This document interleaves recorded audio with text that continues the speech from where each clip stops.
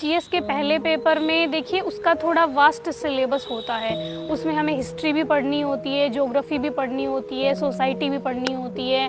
तो उसके लिए सबसे पहले हिस्ट्री के लिए एनसीईआरटी तो आपको पढ़नी ही है 6 से लेकर 12 तक। आप ओल्ड भी पढ़ सकते हैं, न्यू भी पढ़ सकते हैं, लेकिन मैंने ओल्ड एनसीईआरटी पढ़ी थी। तो हिस्ट्री के लिए सबसे पहले ओल्ड एनसीईआरटी 6 से लेकर 12 तक। उसके बाद आप स्पेक्ट्रम पढ़ेंगे।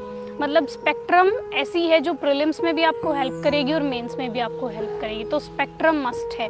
उसके बाद आप बिपिन चंद्र पढ़ सकते हैं। मतलब मैंने जो बिपिन चंद्र की बुक थी स्वतंत्रता संग्राम, ये वाली पढ़ी थी। तो आप स्पेक्ट्रम पढ़िए, बिपिन चंद्र पढ़िए, उससे मतलब वो मोर देन इनफ है आपके लिए।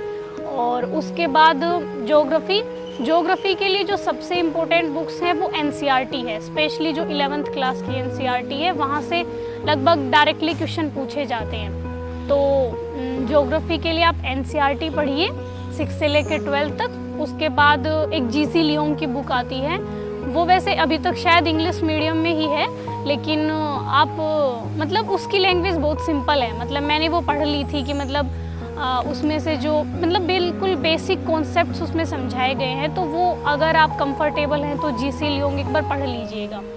और माजिद हुसैन जो सर की जो बुक है वो बहुत लेंदी है थोड़ी सी, तो उसमें से जो सेलेक्टेड टॉपिक्स हैं, मतलब जो मिनरल्स के बारे में हैं, या मतलब उसमें से सेलेक्टेड पढ़ना है बस माजिद हुसैन में से। और ज्योग्राफी के लिए बस इतना ही।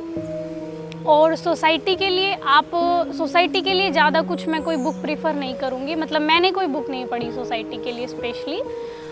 वो आपका न्यूज़पेपर से हो जाएगा। और जैसे मेंस के टाइम जो विज़न आईएएस का मेंस 365 आता है, आप उसको ज़रूर पढ़िएगा, वहाँ से कवर हो जाएगा। तो पहले पेपर के लिए इतना।